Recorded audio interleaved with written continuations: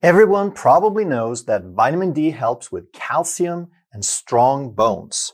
But most people don't realize that vitamin D acts more like a hormone. And when you don't have enough, it can cause some very strange things like sudden sweating, crawling sensations in your legs, or even unexplained anxiety.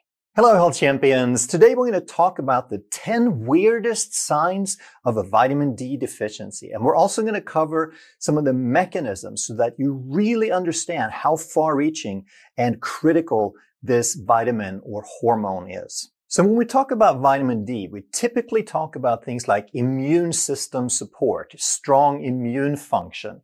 And if you don't have enough, then you might get frequent infections.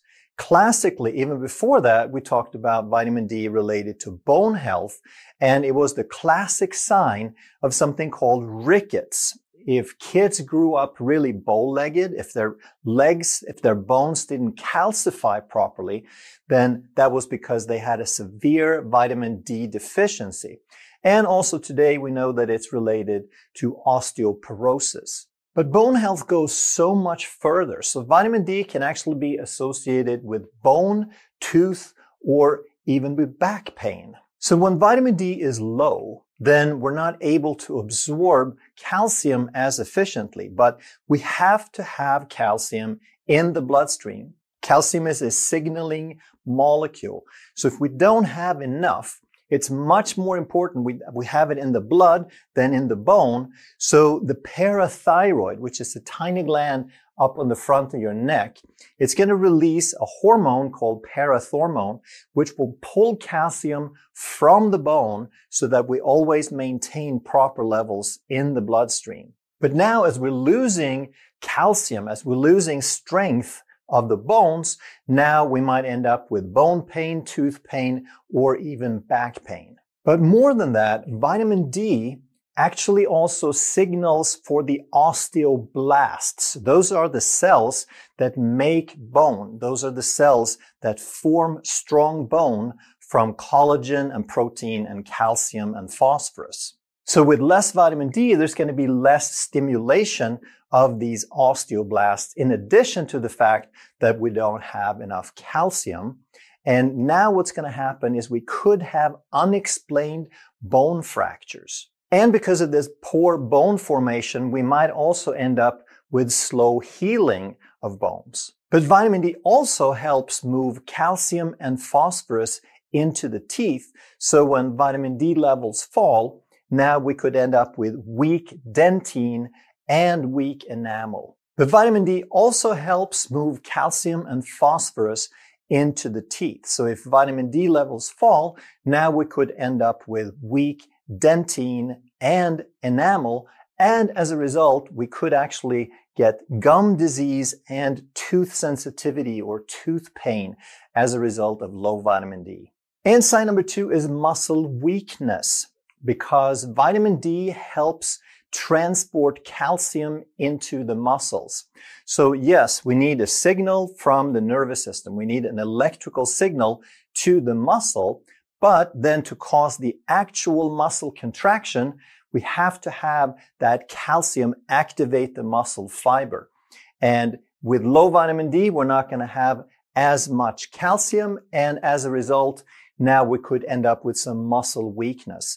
And those are going to affect mostly what's called the proximal muscles. Proximal means close to, and we're talking about close to the trunk, close to the center of the body. And those are usually the large muscles like the upper leg, like your thigh muscles, your glute muscles, hip muscles, things like that. The big muscles that help you climb stairs and stand up and so forth. So if they weaken, you could have a hard time lifting things. You could have a hard time standing up from a chair or climbing stairs. And sign number 3 is depressed mood. So even though we call it a vitamin, vitamin D is actually much more of a hormone. It acts more like a hormone because most vitamins, they are sort of like catalysts. They're cofactors. They just help a reaction move forward, whereas vitamin D, being a hormone, acts much more like a signaling molecule. And one thing that it does in terms of mood and brain is that it helps regulate two neurotransmitters called dopamine and serotonin. And dopamine is our moving towards something neurotransmitter. It's our motivation. It's our desire. Whereas serotonin is more of a feel-good, more of a satisfaction neurotransmitter. And there are receptors for both of those neurotransmitters in the prefrontal cortex. That's the area in the front of the brain where we have our executive function, our humanity, our motivation, but also in the hippocampus and the limbic system. Hippocampus is an area of the limbic system that have to do with memory and emotional regulation. So vitamin D is involved with the regulation of mood, motivation, and emotional balance. So when vitamin D falls low, we could find ourselves much more likely to be irritable and to have a depressed mood and a lack of interest. Sign number 4 is excessive sweating on the head or the scalp, primarily in the hairline. And this is a very well-known, very classic sign, both in infants and in adults. So back in the day, before we ran a bunch of tests and before we had sophisticated testing available, they would actually ask the new mothers how their babies were doing shortly after birth. And if they had head sweating, then that was a sign that they were actually vitamin D deficient. So if we're low on vitamin D, then we're going to be low on calcium. And this is going to cause an increased firing and a hyper-excitability of the autonomic nervous system, your fight-flight response and your feed-breed responses. So when your vitamin D is low, we already said that that means your calcium is also going to be low. And calcium is a super important signaling molecule. When calcium is low, that's going to increase the firing of your autonomic nervous system, of your stress responses. So that means if we have a hyper-excitability of your stress response, now what can happen is you basically can get excess sweating without having an actual stress response or without actually doing any exertion. And the primary ways that this would show up would be damp hairline, like you're sweating in the scalp or in the hairline, and also that you find you have night sweats. Sign number 5 is a craving for sunlight or feeling better instantly after it. So if you feel bad and then you get some sun exposure and you find yourself almost immediately that you have improved mood, you have more calm and more focus, this is more than just a psychological response because it could feel so good with the sun that you just relax, but it's much more than that. And it's a real biochemical response. And this is really interesting how the body works because the sun exposure, the UVB frequency of light, does stimulate vitamin D synthesis, but it's not going to happen that quickly. So it's what they call a neurochemical reflex. And the brain is basically anticipating, it's predicting.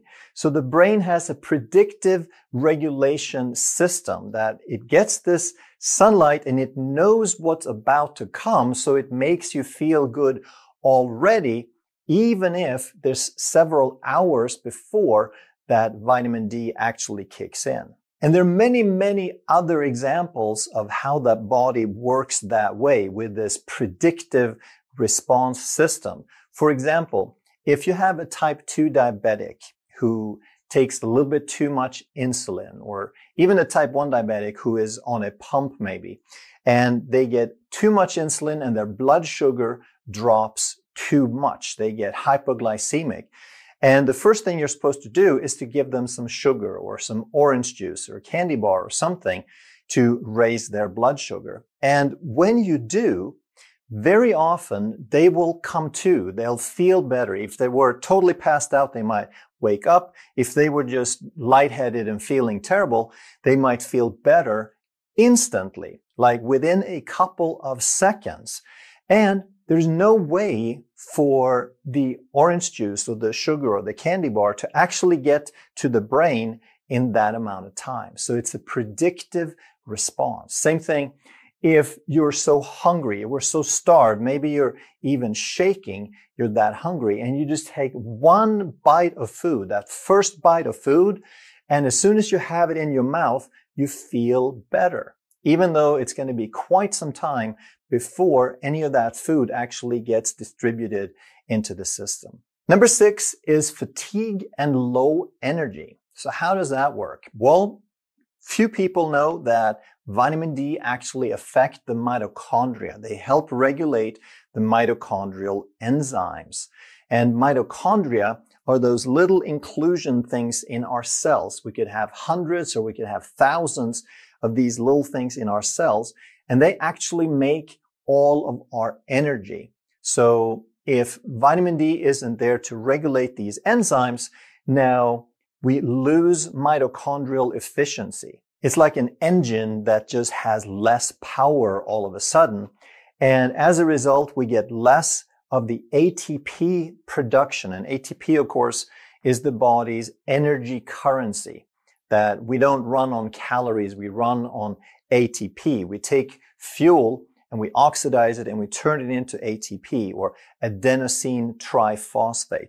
So again, with less efficiency, we're going to output less ATP, and we're going to find we have early fatigue. We get tired much faster. But since every cell in the body runs on ATP, this could also affect the brain, of course. It will affect the brain. So we could also find ourselves with sluggish thinking and a lack of motivation. Number 7 is hair shedding, or alopecia areata. And that means baldness. Alopecia means baldness, and areata means that it comes out in patches. It's very unlike the male pattern baldness that you see with yours truly, but here it's like big patches, big bald spots in the middle of the hair. And the mechanism is twofold. So vitamin D regulates the hair follicle cycles. So there's 3 phases to hair growth. They have the growth phase, they have the resting phase, and then the shedding phase. And with low vitamin D, the hair follicle could get stuck in the resting phase. And if it gets stuck there, then it can't move into shedding or regrowth. It just kind of sits there and the hair gets brittle and falls out. And the second way that vitamin D is involved with hair growth is that vitamin D regulates autoimmunity, or immunity in general, but part of that is autoimmunity responses. So with a low vitamin D, if your immune system gets dysregulated, now your immune system could start attacking your own tissues, including hair follicles. So by bringing more vitamin D in, you could actually calm down the immune system and lessen that autoimmune attack, as well as you could improve the growth by restoring the proper regulation of these phases. So increasing vitamin D in this case may or may not help, because it's going to depend on how far progressed the disease process is. If the follicles are still somewhat viable, if they still have a little bit of life left in them, then there is a chance that you can reverse this process. But there is sort of a point of no return. Sign number 8 is restless legs, which can be described as a crawling sensation in your legs at night. And again, there's 2 ways that vitamin D influences this mechanism. And one is through dopamine, because dopamine is a neurotransmitter. It's an emotional signaling molecule. And just like it helps us move toward a desire, it also helps directly with movement. And the classic disease that involves dopamine is Parkinson's, which is a movement disorder when we don't have enough dopamine. So with less vitamin D, there's going to be less dopamine, like we talked about before.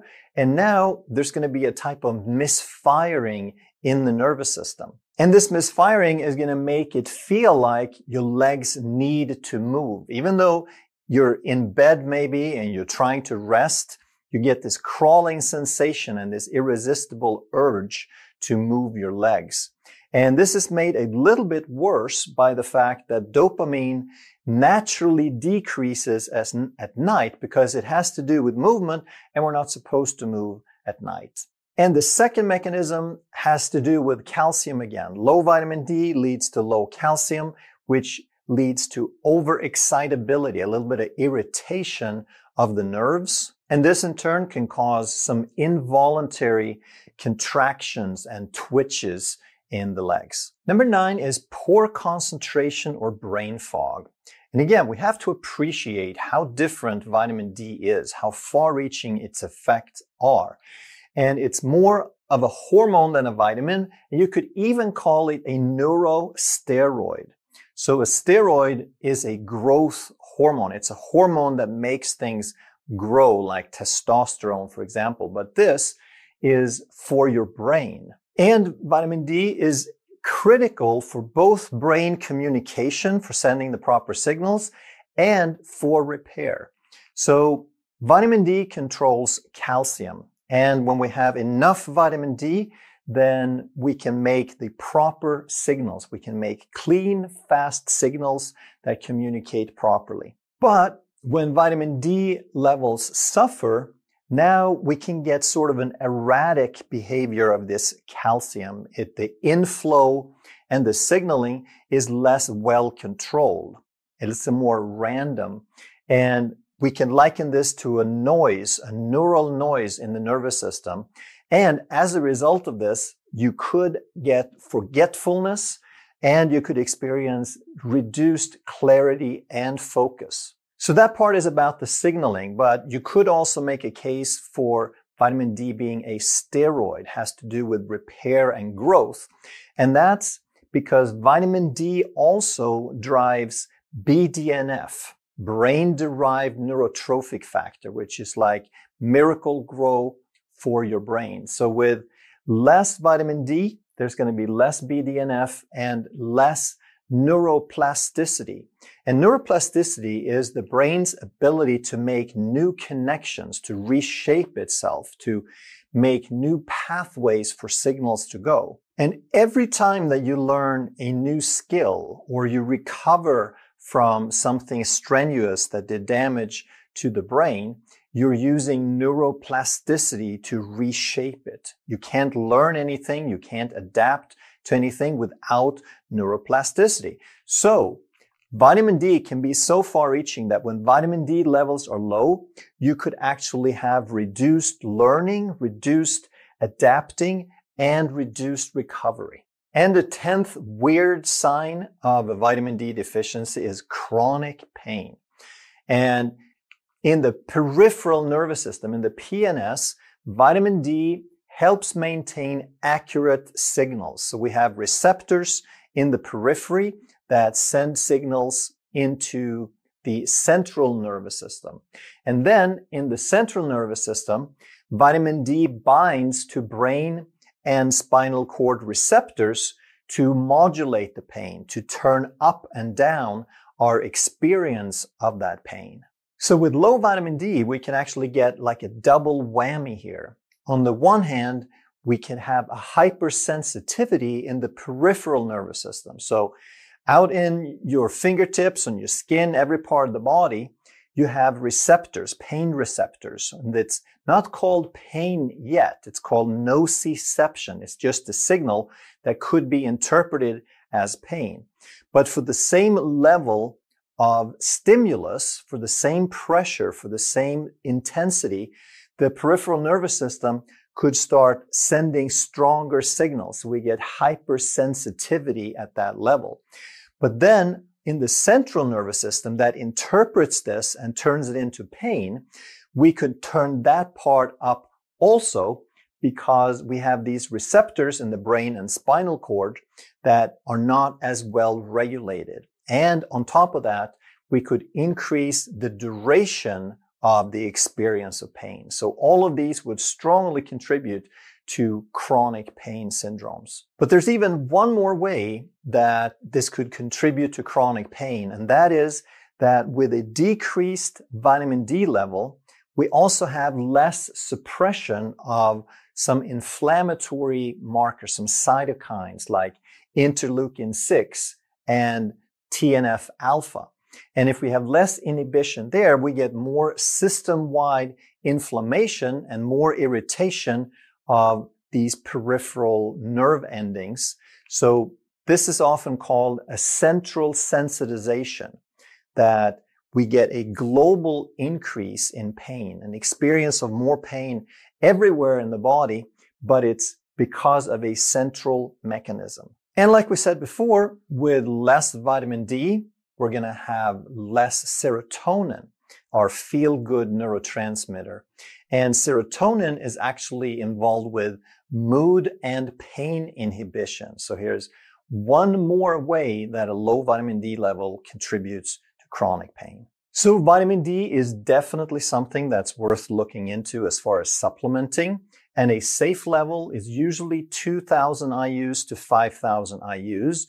But if you take it long term, it's definitely worth checking it. Get it tested once in a while because you do not want to get too high. Vitamin D is something that is toxic when you have too much. So there are some supplements out there where they're selling you units of 10,000 per capsule.